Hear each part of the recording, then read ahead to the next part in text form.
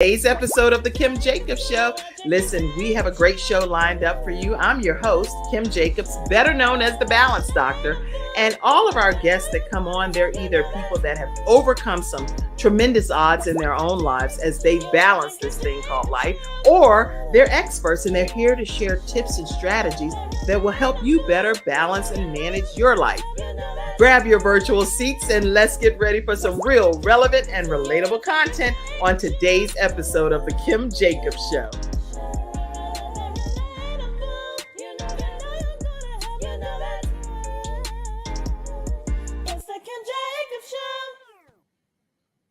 Hello, everyone, and welcome to this episode of the Kim Jacobs Show. How are you, Jill Reynolds, over there, you busy woman?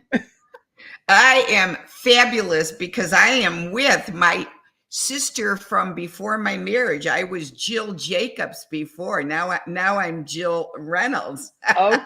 Okay. I'm glad to have you here today. I know that you're, just so everybody in the virtual studio audience knows, she's coming from another interview that she is like hot off the press, everybody. Okay. So in high demand. So she's been on another interview and then quickly coming over here to spend some time with us today to help bring balance to the world, just again, one household at a time. So Jill, I know you have a tremendous story to share with people. And I don't want you to just jump right into it, but I do want people to have an idea of what they're going to learn from today's discussion. So if you would, do us the honors. Well, because you're the balance doctor, I always, I have a big story. So sometimes the Holy Spirit says, which way should we go? So I think we'll go right into balance. Let's just go right into balance in resiliency. So part of my story is that I'm 41 years recovered from crack cocaine addiction and alcohol, 31 years recovered from codependency, and 8 years from eating disorders. And so when I went to treatment 5 times, Kim, for my eating disorder, which was restricting meals. I would restrict breakfast and lunch and then binge eat at dinner. And so then I had a lot of trauma. So I went to treatment. And in treatment, one of the things that we were taught, which was really cool, is when your life gets out, when your life gets out of balance, when you're either binging or restricting on different things in life. And so we'll just start right off with that. So for everyone listening, if you have a piece of paper handy, and on one side of the piece of paper, you write down things you binge on. On the other side of the paper, write down things you binge on. So things you binge on one side. And things restrict in the other column. So for example, I'll let you do this too, Kim. So on one side, I'll name some things that I know that are common. So on one side, things we might binge on is work, binging on work. Okay. And so literally grab a sheet of paper, everybody, and put a line down the middle and put things you binge on one side and things you restrict on the other. But before we go into the exercise, I do want to give everyone a chance to go into your virtual seats and grab your notepad so that you're ready for these exercises. They will change a lot of our thought processes. So make sure you're ready for this. And I do want to so, a lot of times we don't know that we fall into restriction. So I want to talk about restriction for a minute, because people maybe a little bit understand binging a little, but restricting in an eating disorder community, there's a disease called, part of an eating disorder disease called ARFID, which it's restrictive avoidance disorder. Okay. ARFID? Yeah, restrictive avoidance disorder. And so what that is, I'm just even looking it up as I say it, ARFID. And the meaning behind it is it stands for avoidant restrictive food intake disorder. Yes, avoidant restrictive. It's a new diagnosis in the DSM book, the medical book, and it usually is found first in children who are extremely selective eaters and sometimes have little interest in eating food. They may eat a limited variety of preferred foods, which can lead to poor growth and poor nutrition. So it can start at a young age. And a lot of parents, when their children do this, they'll say, oh, you're a picky eater. Oh, you're a picky eater. Right. And it's also sometimes eating disorders like that are associated with children that have autism too, because they like what they like, certain foods as well. But this is But interesting. it's an actual disorder and a disease that can be actually very deadly. And so when you have a child who you think is a picky eater, they Yeah. could have actually be right in the midst of an eating disorder. Hmm. And it's really important to understand it because they say that a lot of times it can begin when children start tasting textures, and then they might choke a little bit. So if they get a choking, like they might choke on food a little bit when they're first, they get that fear then that this food is going to choke me, and they Right. can't breathe. So they may then not like. So I know some kids, I won't name who, that all they'll eat are buttery noodles or mac and cheese. Right. Because it's soft and it's not, it's not like a steak would be or something like that. So you start to have to do, it's called exposure therapy, where you just slowly,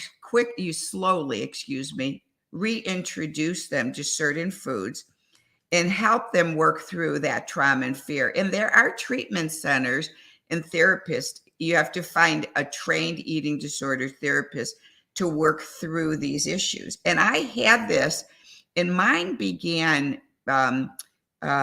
from the age of 5. Okay. When I would eat my food, and I kept getting tummy aches. And I tell my dad, I'm getting a tummy ache. And being raised in the 50s, they would say, well, clean up your plate, clean up your plate. Well, I was getting tummy aches all the time, and I didn't want to eat. And so I started to learn at a young age to chew my food and then spit it out in a napkin and pretend like I was eating. Wow. So that became your habit. But I wasn't eating. I kept getting more and more malnourished because I just was afraid to eat because my stomach hurt. Well, it wasn't until 50 years old, 45 years later, that I got diagnosed with genetic celiac disease. And so the reason I was getting sick is everything I ate had gluten in it. We'd eat pasta and cereal and bread. And I kept having tummy aches over and over and over, and no one would listen to me. And so that began my disease of ARFID, refusing to eat. And then it accelerated more when my parents divorced. My mom worked nights, and we became latchkey children. We'd come home from school, and there'd be no one home. And so we'd have to learn how to make our own meals. And so I would sit in front of a TV and eat my meals instead of a kitchen table. And I learned at an early age how to numb out my emotions of being lonely and scared, because we were lonely and afraid. And so you would eat without connecting the food. As you would eat it, you wouldn't even taste it because you were numbing out. And so that starts to set you up later in life to binge eat. And so it's amazing when you do your food history, what you discover. And then also during that time of my life, Kim, my mother in the summer months, she wanted to sleep in, or she'd like to have men over. So she would throw us out of the house at 8 a.m, and we'd wander the neighborhood or the backyard with no way to get in the house to go to the bathroom or to eat. So I learned at an early age to, with the restriction, my neighbors would see us and they'd invite us in their home to use the bathroom. And the one neighbor would ask if we wanted a peanut butter and jelly sandwich. Well, I was embarrassed and ashamed that I was hungry. So I'd say, oh, I'm not hungry. So again, learning at an early age how to restrict food. So then fast forwarded to 14 years old when I went to a boy's house that I really liked. And while there, he pushed me down on the couch and he raped me. And so after that, I didn't want to develop a feminine body, and I began taking speed drugs so that I wouldn't eat. Again, restricting meals and having no appetite. Good gracious. So you see when you do the timeline of food, and then later on in life, I became a cocaine addict. And when you do cocaine, you don't want to eat. And so I went for many years just eating 1 or 2 or 3 bowls of cereal a day.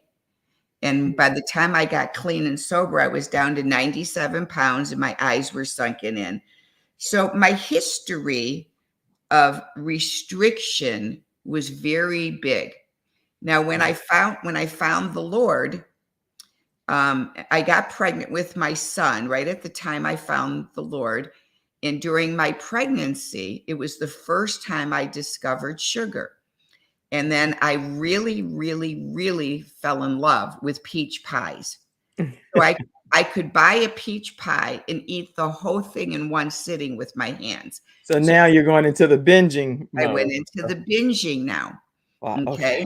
Wow. So I brought that up so that we can see with this exercise, if everybody's ready now, on one side of the page under binging, here's some things that I'm aware of people do and I do. Do we binge on work? So what do you binge on is what you're writing on one column. Right. And But I'm giving people ideas so that they'll know. So one column is the binge. And then the other column is what are things that you are restricting in your life. Right. And this can be foods, it can be work, it can be anything, any area of your life. So write on a blank sheet of paper and just officially put what your answers are in both of those. So I'm gonna name some binge things so to help people. And if it's you, write it down or write. So I'm gonna say work, busyness, church, food, sex, shopping, spending money. Let's see, TV, activities, social media. Yep. Anything else you can think of? Gossiping. Gossiping. Yep. So anything that you binge on, you can keep making your list anytime. So things that you binge on. The other thing would be, what do you restrict? Oh, you know what? I want to add this one too. Negative thoughts. Sometimes people can binge on negative thoughts. I'm just typing in the comments here, so you'll have some ideas of things that people do binge on. And just other things, anything else you can think of. So drugs, alcohol, food. Alcohol. Yep. Food. Relationships. I binge on relationships. Okay. Work, church. Yeah, church. So those are some things that we can binge on. So on the other column, just for time's sake, restriction. What do I restrict? I can restrict food. I can restrict sex from my husband or spouse, I can restrict connection because I'm so busy. I can restrict my relationship with God, not taking time to pray. I can restrict exercise. On the binge size, too, put down that you can binge on exercise, because sometimes people binge and go to the gym 7 days a week and work out 2 and 3 hours. And that's actually an eating disorder, Kim. It's over exercising is an eating disorder where you burn off every calorie you take in. Right. So restrict exercise, restrict, I'm just thinking, just let me think. I'm just restricting. I have a whole list. Certain pleasures that you have in life is something that people do too. And you all in the studio audience, put some things that that people either binge on or people restrict. How about restrict love? I restrict love. Restricting boundaries. You restrict boundaries. Yes, this is you don't have healthy boundaries. You restrict boundaries. You restrict relationships because you restrict going out after COVID. You still have a fear of leaving the house. So that could be even, it's like I restrict, I'm going to sit at home. You restrict taking vacations. You don't take time to relax and Taking enjoy time life. for yourself, Yeah. Yeah. taking vacations. How about restricting self-care? Mm-hmm. I'm Mm-hmm. typing everything you're saying over here. This is excellent. Yep. Restricting self-care and Mm-hmm. so many other things that people restrict too.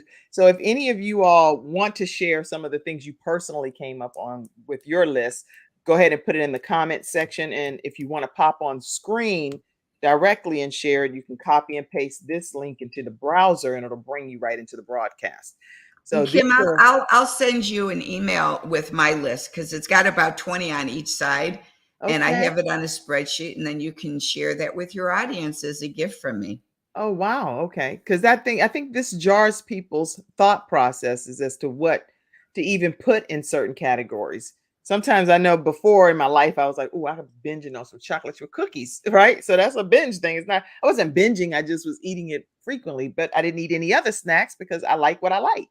So I just was like, well, is that binging? I don't really think that's binging because I don't like certain snacks. So you like what you like, you know? Well, actually, I'm glad you brought that up because one of the treatment centers I went to, ERC in Chicago, they have them all over, eating recovery centers, is I was in the binge recovery program.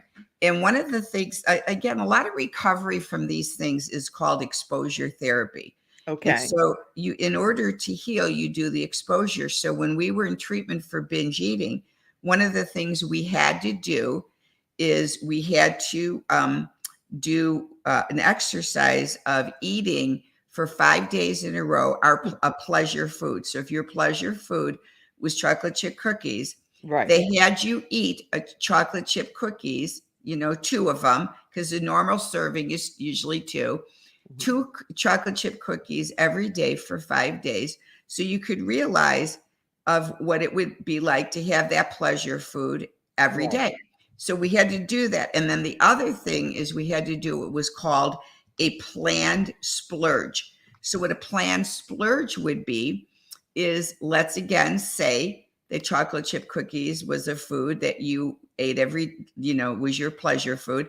So planned splurge would be 1 day a week, you could plan a splurge. And so if the normal serving size was 2, on that day, you'd get 3. You'd get Okay. 3, not 15, 3.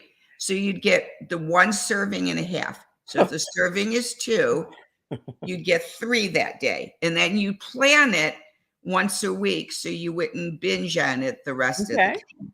That worked well for you? Yeah. And then the other thing you'd learn to do is, like, this one was a hard one, really, really hard. Mine is popcorn. And so one of the things they would teach us to do is, and I always would buy the big bucket. So they took us to the movie theater and we had to buy a snack at the movie theater. But instead of getting the bucket, I had to buy the small bag of popcorn with Okay. butter. And then so I went from a big bucket to a small bag, and then you had to stop halfway. Okay, so now wait, let me visualize because I'm a visual person. You had instead of the big bucket that's refill and you can eat as much as you want and you can't wait to kind of go dump the last little kernels out to go get a refill, right? That's the theory, right? So you have the big bucket. Instead, you now went to a small, which is like this small pretty much, and Yep. only eat half of the small. Right. And what So was the theory behind that? I don't get it. well, you're training your mind not to do deprivation, total deprivation. So sometimes people think, I can't eat popcorn anymore because I'm Oh, going I to get it. binge. So you start training yourself as, yeah, you can. You just have a small bag of popcorn and only have a half. So like I now like to buy the bags of skinny popcorn that come in small Yes. little Mhm. servings, 1 serving.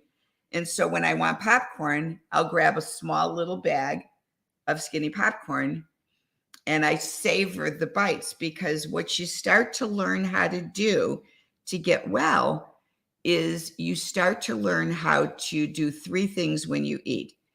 You do three things. You experience the taste, the texture, and the temperature of each bite.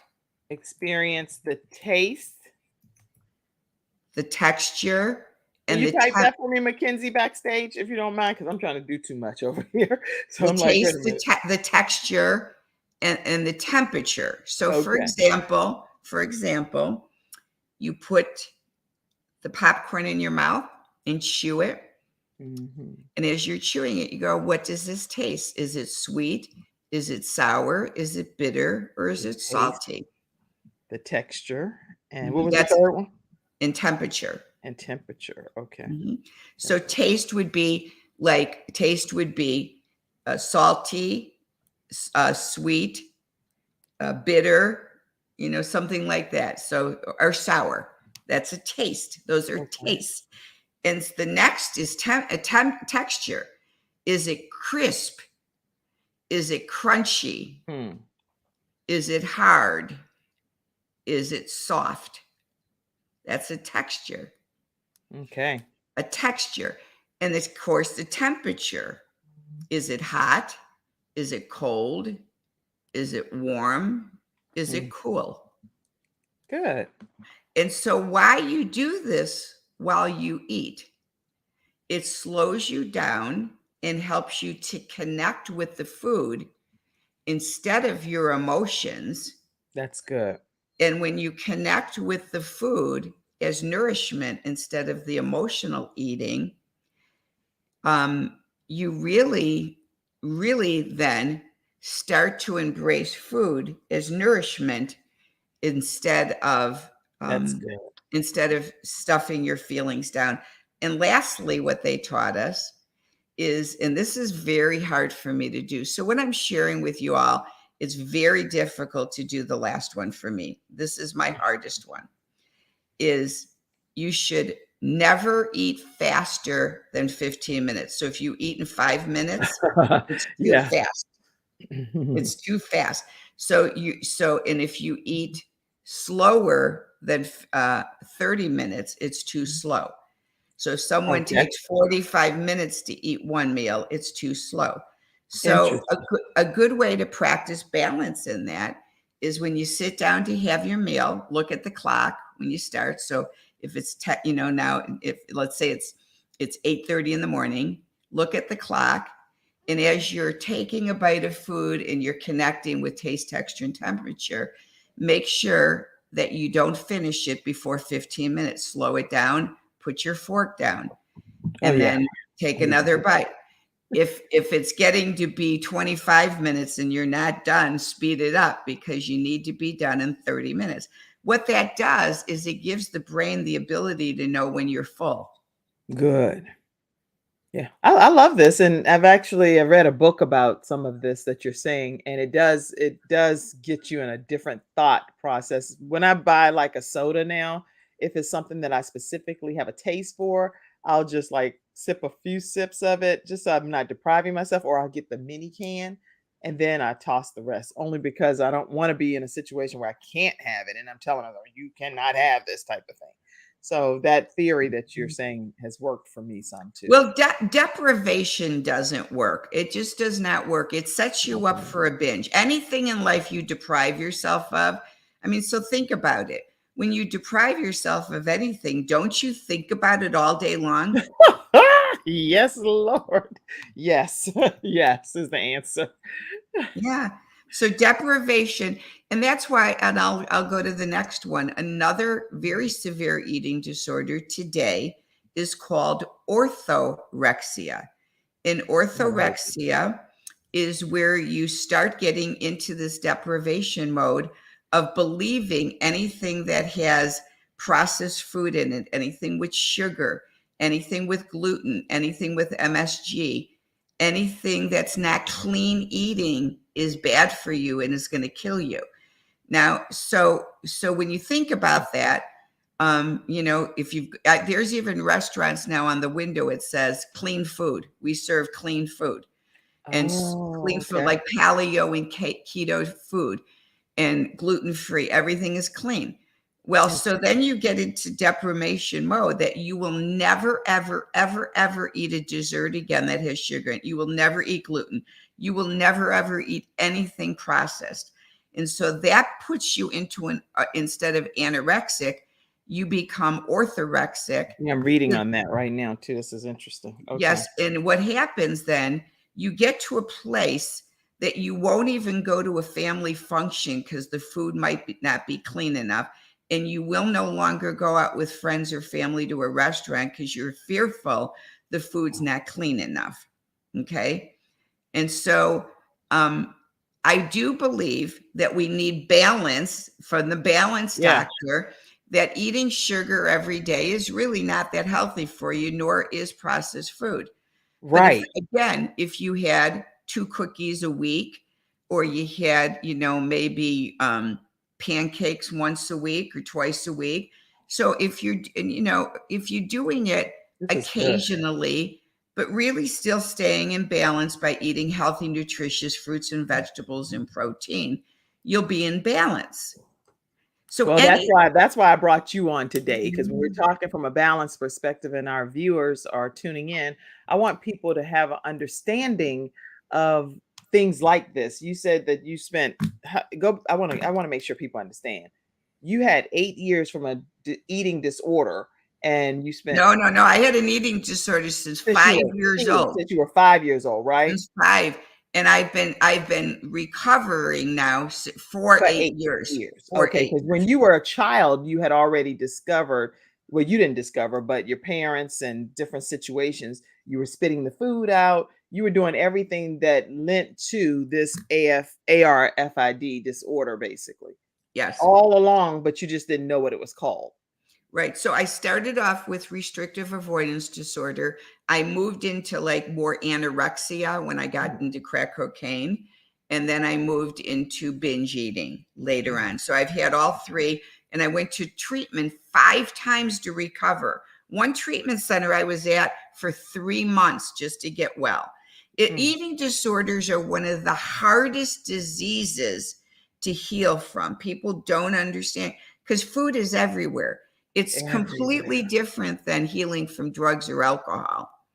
Wow. And you know what? Some of the actual signs that you can look for with the ARFID, which I'll put this article in the comment section for you too, but it's avoidant restrictive food intake disorder, which is something that Jill actually suffered from. And dramatic weight loss, dresses and layers to hide weight loss or to stay warm, constipation, abdominal pain, cold intolerance, lethargy, and excessive energy, dramatic restrictions in types or amounts of food that you eat, and will only eat certain textures of food. You have fear of choking or vomiting, lack of appetite or interest in foods, and no body image disturbances or fear of weight gain. So it's a lot of different ones, and it's in the nationaleatingdisorders.org article, and I'll put that in the comments section for you. Well, and I'm glad you read that, because one thing that came up that happened to me as well. When I was 7 years old, I got really sick with the flu, and I ran to the bathroom to throw up, and I got to like one step before the bathroom and I vomited on the carpeting. And my mother was so dysfunctional, Kim. She went and got a bucket and a rag and made me clean up my own vomit at 7 while I was sick. While I was sick. The smell of that while I was sick caused me to be fearful of ever throwing up again my whole entire life. So the only time I've ever vomited since 7 years old is on a couple of occasions when I was totally drunk and spun out. And about 6 months ago, I got severe vertigo, and the vertigo spinning out made me throw up like vials of vomit.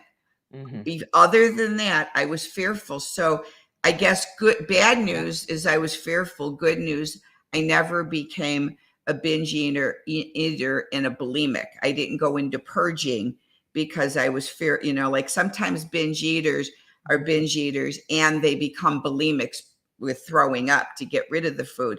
I never became bulimic because I was scared to death to throw up. Right, right. So you've had a lot of different traumatic experiences. You talked about being raped. You talked about dealing with crack cocaine, losing weight down to the point where you were 97 pounds. And ultimately, you became a mom, I think, at a My very young age, right? now 28. I was 28 Okay. when I got pregnant. So, but you were a single mom for how many years? 17. For 17 years.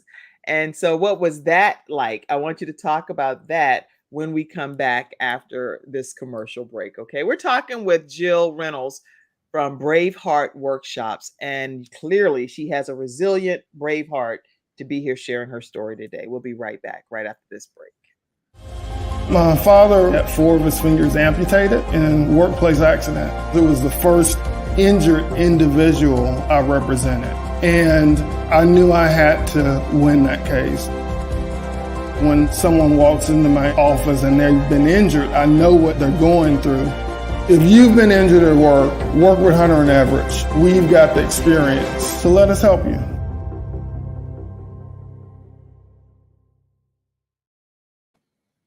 All right, everyone, we're back and we're talking with Jill Reynolds. And I would like for you to talk about being a single mom, because a lot of viewers here do serve as single moms. Well, my pregnancy was like a one-night stand. So I didn't even know the guy. I had met him once before, and he had told me he'd like to come over and bring some cocaine. And I said, well, I don't do coke anymore, and I'm not sleeping around. And he asked me why. And I said, because I found God. So he came and he says, well, can I come over so you can tell me about God? So he did. And I didn't know it was really Satan showing up at my door. So within 10 minutes, he poured the vial of coke out, and I fell and I got high. And then he wanted sex. And I told him I couldn't because I wasn't on birth control. And he said, well, I've had a vasectomy. So I had sex, and 4 weeks later I was pregnant. And so I started off with thinking first I was going to have an abortion. And then that's a whole nother story that God convicted me, and I chose life. And so the first memory I can tell you was when I delivered my son, which was a horrific delivery. I had a fractured tailbone. He had a fractured shoulder. It was a very traumatic childbirth. I remember when the nurse at the hospital went to hand me my son after delivering him. And I said, I'm not ready for this yet. I'm like, I got to go home with the baby. And it was like, that was the beginning. But as soon as I held him and started to bond, I nursed, I had a blessing happen to me. It was really weird. It was a blessing that the company I was working for at the time of my pregnancy, Kim, became fraudulent with the government, and they weren't paying taxes. And so I found out about it, and I resigned from the job. But then I was able to get unemployment because, I was unemployed. Right. So I was able to be on unemployment the first 9 months. So I was able to be a stay-at-home mom for months. Then my sister came home. She daycare for me. And I was able to work in my sales job and stop home at lunch and nurse him. So there was really good bonding with us. And so people would always say to me, oh, it must be hard being a single mom. And I'd look at them quizzically. I didn't understand what they were saying because I had a good career. I was making good money, and I had my sister caring for him. So he had a loving daycare, and he was like a fabulous child. And so, there were times he was strong-willed, and I did, Every child is, so yeah. right. Yeah. But all in all, he and I were really, really, really close until we weren't. Wow. Okay. So I had to say that. So everything seemed perfect until he was getting out of 6th grade, and he begged me to let him go from Christian school to public school. So he went from a class size of 40 students, 2 classrooms each, 20 in each. So 1st grade, each class had 40 kids. He went from that to a public school system of 500 of sixth graders, 507. And so within 3 months, he was drinking, smoking pot, swearing, yelling at me, and really anger was coming out. Wow. And so I remember at one time saying to God, can you please take him back now? Like, okay, I did not sign up for this. This is way more than I can handle, right? And then God reminded me that at 14, after I had been raped, I went from being a quiet, lost child to a scapegoat. And after I got raped, I started swearing at my mom and fighting back because my mom was very abusive to me. But up until 14, I took it. After 14, I started being just like my son. I swore, I started smoking, I started doing drugs. And so it was like, excuse the French on this show, but paybacks are a bitch. And they are, it's like, okay, what we gave our mothers, sometimes we get back as mothers.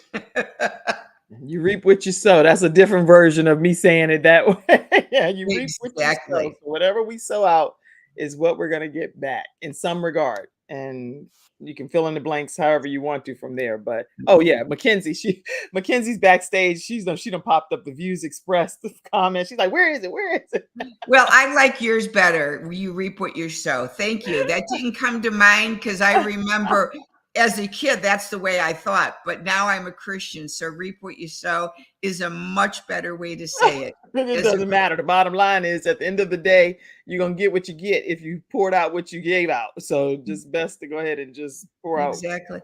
So again, I would say, and then the hardest decision I had to do as a mom, I think this was probably one of the most difficult things I had to do, is when my son started acting out, I had to, without against his will, admit him into a psychiatric hospital for teens and to help break his will.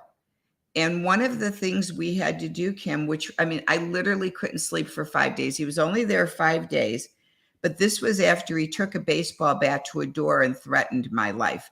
And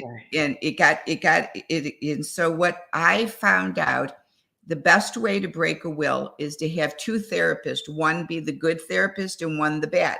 Right. And so in front of the patient, the bad therapist said, he's never going to change. We should put him into a home for troubled youth and not let him come back home. The good therapist said, we should give him another chance. And so what they told me to do in that room is, when we did this, we role played this in front of my son, but my son thought it was real. Okay.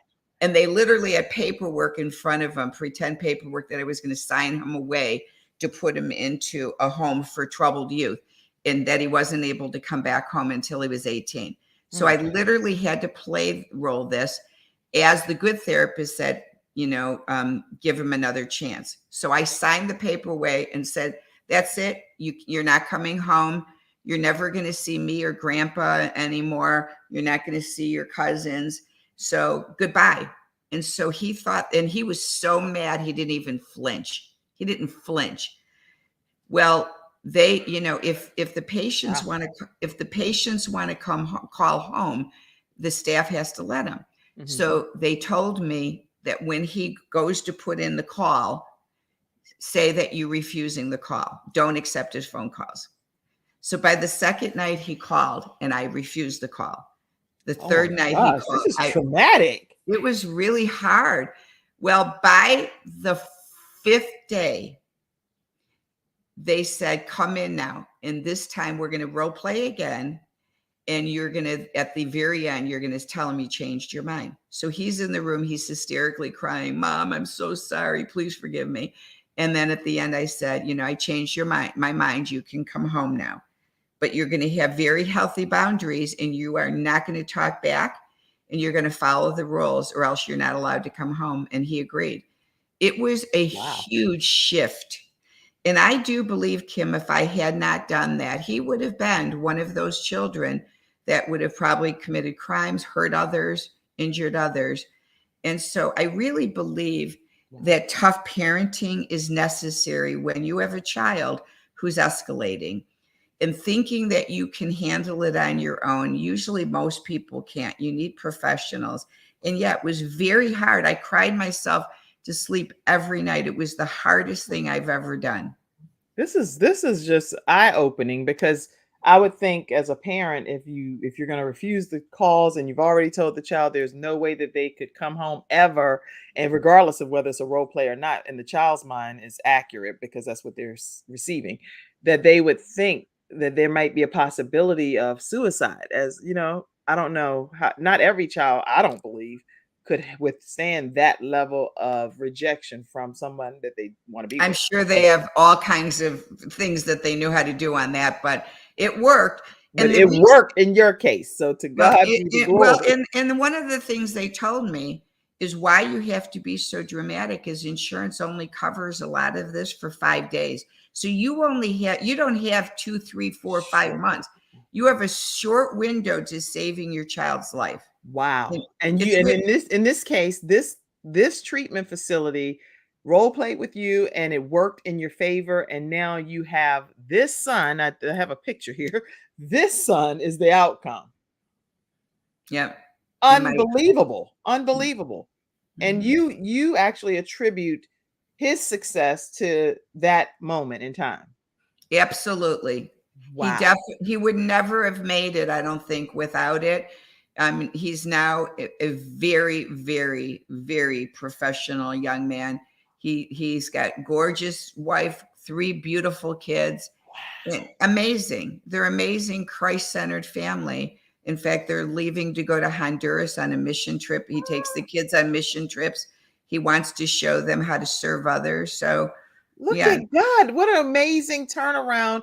And to have him be able to be a vessel, a vehicle of hope for other people now is just such an inspiration. And I would love, tell Jeremy, I know your name's Jeremy because I know your mama, but so anyway, Jeremy, I would love for him and his family to come and be a part of the Kim Jacobs show as well one day, just to talk about even their missions work and how important it is for parents to help develop young children to go on mission trips. Not a lot of people do that. So that would be you know what's so funny? I got to tell you one more part of the story that's hysterical. Yeah. So when he was 17, I was at a retreat weekend, a Christian retreat weekend, not overnight, but I would go like from 8 a.m. till 10 p.m.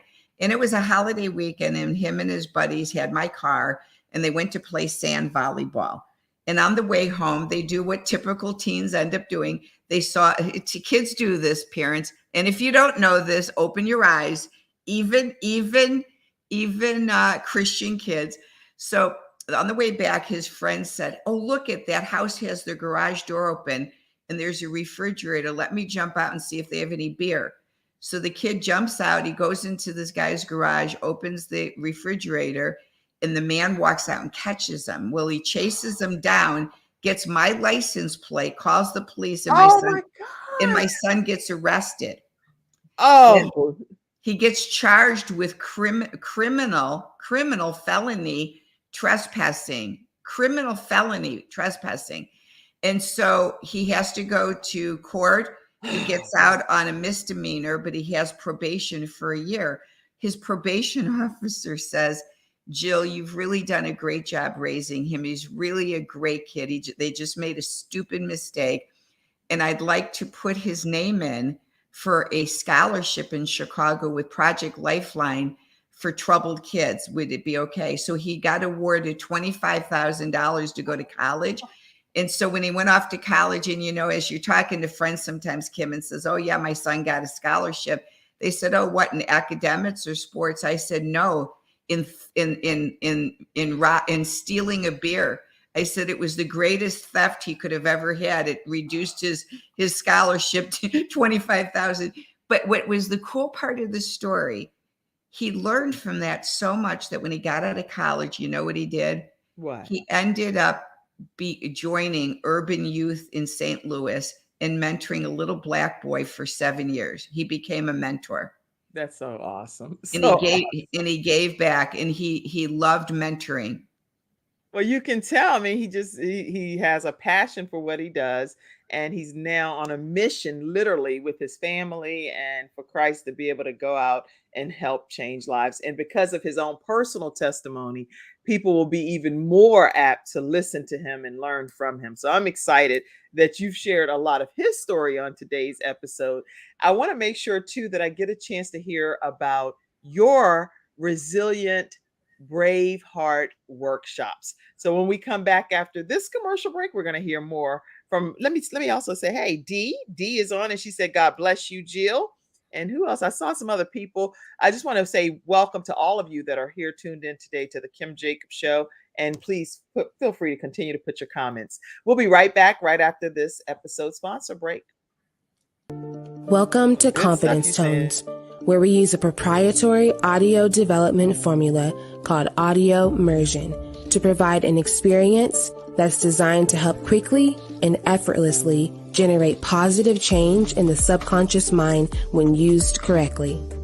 This experience is achieved using 4 primary building blocks: brainwave modulation, invocation of positive emotions, immersive imagination stimuli, and developmental suggestion.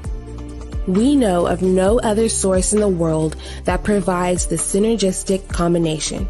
With a good pair of headphones, you'll be able to immerse yourself into audio that's designed specifically to help you feel better, do better, and live better.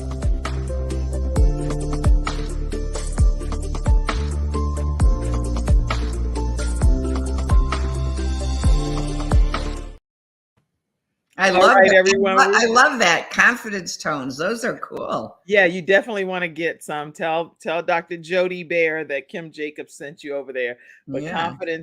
confidencetones.com, and the phone number, you can reach directly out to America's top health coach, Dr. Jody Bear, at 800-820-0584.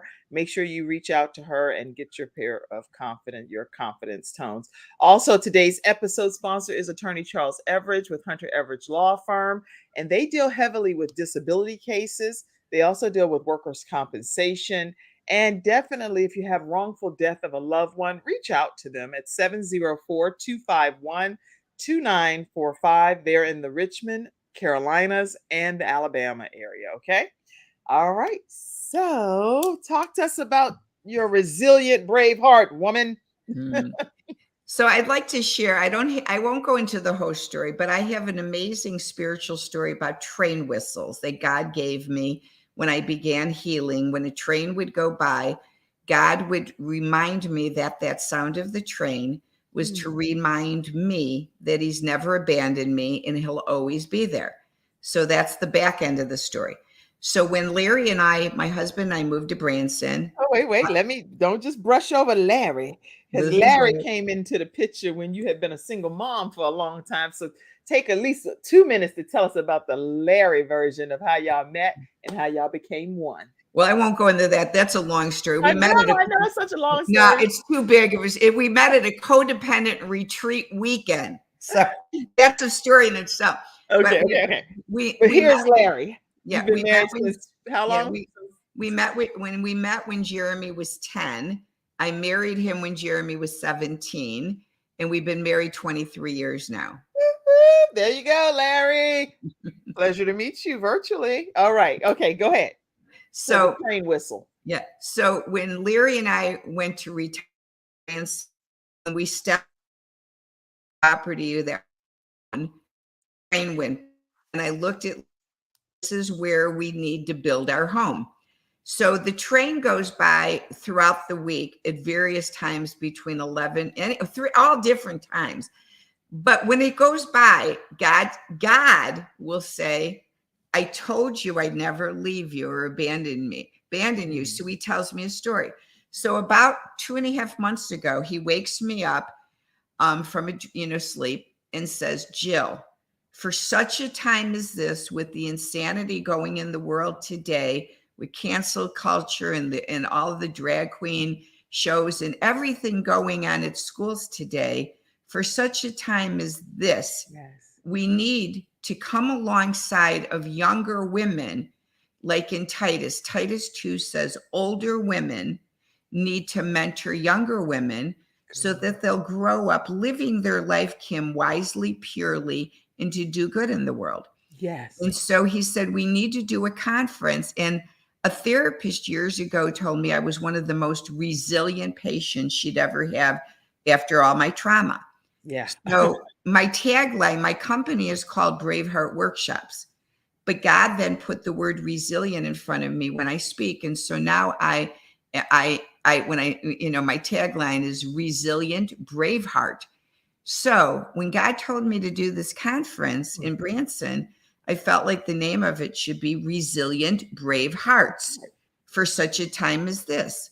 Well, our friend that's listening in, I met the amazing Dee Forbes, and she has a ministry called No Longer Broken. And I was supposed to speak at her event, but I had to cancel because of that day I had the vertigo and was throwing up. Satan kept me from going to her event. But her and I aligned, and she said, I said, you be a part of my upcoming event. Yeah. And then my good friend Brenda Ringwood out of Kansas City, she has a ministry called Becoming the Best You, and she's aligning. So this is so prophetic, Kim. Yes. So when we put it all together, listen to what God brought to light.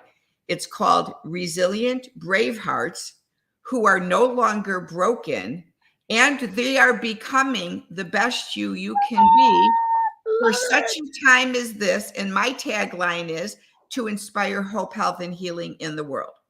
That you cannot get better than that. You cannot get any better than what you just said. That's all inclusive. One-stop shop. So God brought Dee to me. He brought Brenda to me.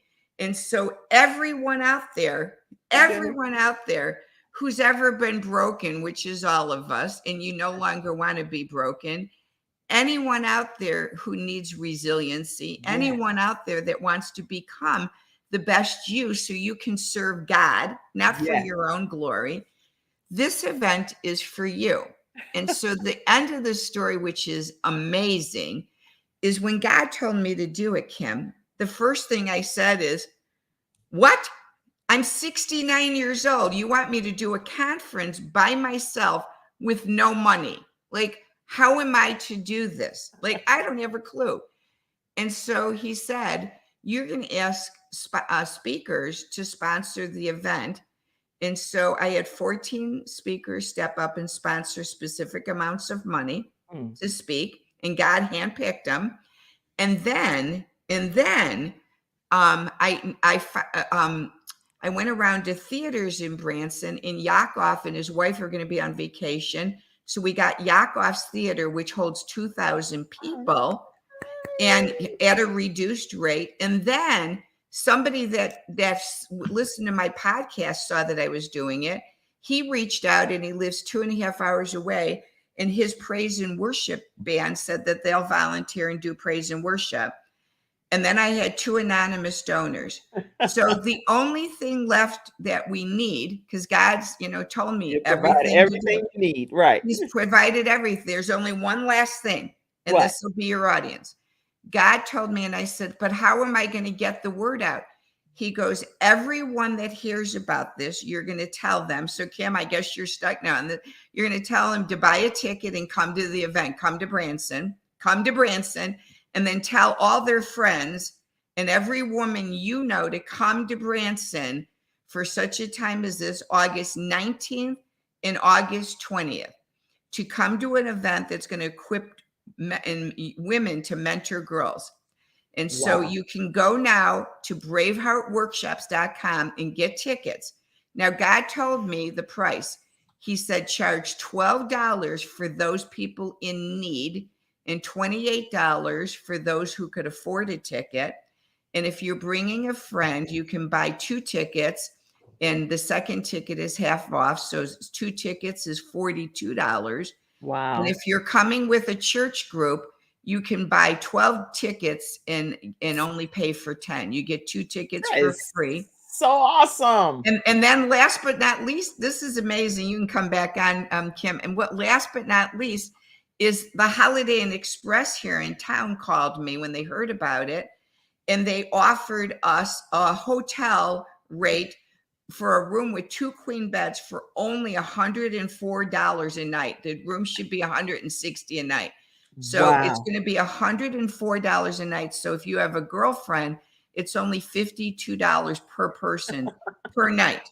You But cannot beat this, everybody. Let me put it up. Let me put it up again. That's why I have my glasses on. I want to read it here. Resilient Bravehearts Girls and Women's Conference. And you definitely want to be there at the Yakov Theater in Branson, Missouri. You can go to braveheartworkshops.com. Braveheartworkshops.com. It's August 19th through the 20th. And it starts at 8:30 a.m. on that Saturday and ends at 6 p.m. on that Sunday. You don't want to miss this opportunity to well, and as you can see, the picture is a bus. So that's your church group coming by bus. And I say that because churches all around the United States, Kim, right now are bringing in busloads of women and girls to come to Branson, because in Branson, there's a Christian theater called the Sight and Sound Theater. They have one in Branson and one in Lancaster, Pennsylvania. And starting in March this year, all the way through the end of the year, they have the play Queen Esther is playing in Branson. And so I'm telling everyone to come in early on the 18th. They have a show on the 18th at 3:30 in the afternoon and 7:30 at night. So that's epic. So what you have to do is come in at least one day early, go see Esther, because you will be blown away. It's spectacular. Oh. And the Spirit of God will fill you, and you will be empowered and on fire for the Resilient Braveheart Conference the next day. And the speakers are amazing. We have someone talking on walking in love, one about pursuing your faith, one overcoming obstacles, one will be finding joy. It's just, the topics are on my website. They're amazing. And we're going to do breakout sessions. Wow. And we're praying. We started a GoFund page for praying for sponsors, because the money we collect for sponsorship, we are going to invite the homeless women, the domestic violence women, and the recovered addicts to come for free. We are going to make them our VIPs, and we're going to usher them backstage and have eunuchs, volunteer eunuchs, wash their feet and polish their nails like Esther was presented and beautified and put oil on. And we're going to present these forgotten people to God. Wow. You all don't miss this opportunity to be a part of the Brave Hearts, in this case, because they're dealing with a lot of hearts, workshops for the girls and women in Branson, Missouri. So you don't want to miss this. And how can people stay connected with you, Jill Reynolds, as well? I want to put that up for you. Yes. And anybody can call me and I'll get back with you quickly. Email's best, or text. But I really am praying that anyone that hears this, please just don't say, oh, I wish I can come. I map quested around the country, Kim. Harrison, Arkansas is 45 minutes. Little Rock's like 2 hours. Tulsa's 4. Kansas City's 4. St. Louis is 4. Dallas, Texas is 7 hours. Chicago's 8. Nashville's 8. Atlanta's 10. South Carolina is 15 hours. And I drove to South Carolina in a day and a half. So no excuses, girls. No saying, and this is one that people will make an excuse. People will say, well, it's the weekend right before school. And I said, yep, because God picked that day. You know why? You know why God picked that day? Because everyone will make excuses in the summer they can't come because they're on vacation. Everyone will make excuses in the fall that they can't come because of sports with their kids. Everyone will make excuses in the winter they can't come because of the holidays. And so God said, we're going to do it the weekend before school. Why? To empower and inspire and transform the lives of young girls before the 2023-2024 school year begins and the insanity takes place when they go back to school. They'll be prepared how to stand firm in the Lord, right, Kim? They got to stand Yes. firm. How to stand against the wiles of the enemy as they go back. Right. I agree. So Well, this is for girls 12 years old and up. So moms, you 12 want years to old bring and your up. daughters. And we decided, Kim, we decided to allow, I use the word allow, Mordecai's to come. So if men want to come, because Mordecai was important to Esther as her cousin who raised her when her parents died. So if you have a Mordecai in your life who wants to support you, they can come with you to the event. 847-917-9693 is how you'll call Jill. She will answer. And you can also email her at braveheartworkshops@gmail.com. I have podcast listeners on iHeartRadio and iTunes and SoundCloud and all of that. Sound Deezer, Podchaser, blah, blah, blah. Okay, so that's why I want to make sure they hear that the email is braveheartworkshops@gmail.com. That's how you can stay connected with her. And you don't want to miss that opportunity. I did put in the comment section for you all as well that I'm hosting in the Charlotte, North Carolina area on Thursday. Now, if you're watching this as a replay and it's not the week of June 22nd when I'm hosting this, then just disregard this particular one. But this week, June 22nd, I'm hosting at the Charlotte Museum of History an annual summit where I will have a guest speaker, which is a CNN hero, Sandra Yancey. She's going to be talking to us about how to disrupt your business thought process. This woman is magnificent in her presentation skills. And as the managing director at eWomen Network in Charlotte area, I want to make sure that you know that I want you to be present. You can register. And let me see if I can share this video clip from Sandra right quick. Let me see. Yep, I go right here to Facebook. And I am going to share this with you so you can hear directly from her for a second. Hold on. If I can make it large. Okay, here we go. I'm going to put it started over and see if you can. Oh, yeah, you can't see her yet. I'm going to pull her in for a second. You can hear it, but you can't see it. And it's really important when times are different that you show up differently. So I'm coming to Charlotte on Thursday, June the 22nd. We're going to get together from 11 a.m. to 3 p.m. And we're going to spend the day really learning strategies and tactics for. We're right here. Hey there, it's me, Sandra Yancey. I'm so excited to be coming back to Charlotte, North Carolina. You know, times have changed, right? And everything post-COVID has shifted. And it's really important when times are different that you show up differently. So I'm coming to Charlotte on Thursday, June the 22nd. We're going to get together from 11 a.m.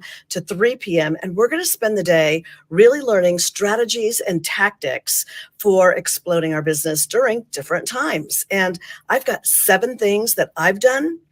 I'm going to be sharing them all with you so that you can identify the one thing that can change everything for you and your business. This is a time to lean in and let your customers know that you see them, you value them, you know what they're thinking, and you are still the person that has the solution for whatever it is that they need. So join me June 22nd. All the information is right here on this page from 11 a.m. to 3 p.m. See you then. All right. I just wanted to make sure you all know to be in the house at the Charlotte Museum of History, and you will thank me.